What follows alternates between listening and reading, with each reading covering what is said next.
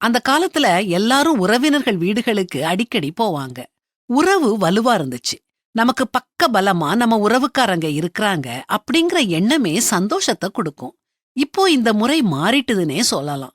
திருமணம் மாதிரி முக்கியமான நிகழ்ச்சிக்கு கூட நேர்ல போய் கொடுக்காம வாட்ஸ்அப்ல இன்விடேஷனை அனுப்புறாங்க. ஏன்னு கேட்டா, அவ்வளவு தூரம் எங்களால வர முடியாதுங்கறாங்க, அல்லது நேரம் இல்லைன்னு சொல்றாங்க. இவங்களுக்கு கொடுக்க சிரமமா இருந்தா திருமணத்துக்கு நேர்ல போய் ஆசீர்வதிக்க உறவினருக்கு மட்டும் எப்படி நேரம் இருக்கும்? கொஞ்சம் யோசிச்சு பார்க்கணும்.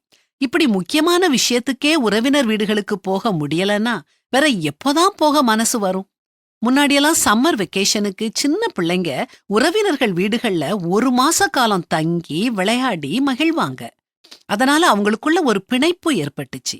இப்போ வெக்கேஷன்னாலே ஸ்பெஷல் கிளாஸஸ், கோச்சிங் கிளாஸஸ்னு பிள்ளைங்கள அனுப்புறாங்க.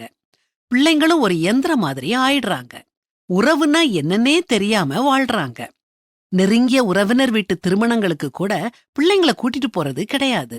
அதனால பிள்ளைங்களுக்கு உறவினர்களோட உறவு முறை கூட தெரியறதில்ல. ஒவ்வொருத்தர் வாழ்க்கையிலையும் உறவினர்கள் முக்கியம். பலவித உணர்வுகள்ல பாசம் ரொம்ப முக்கியமானது, பாசம் வலிமையானதுன்னு நாம பிள்ளைங்களுக்கு சொல்லி கொடுத்து வளர்க்கணும்.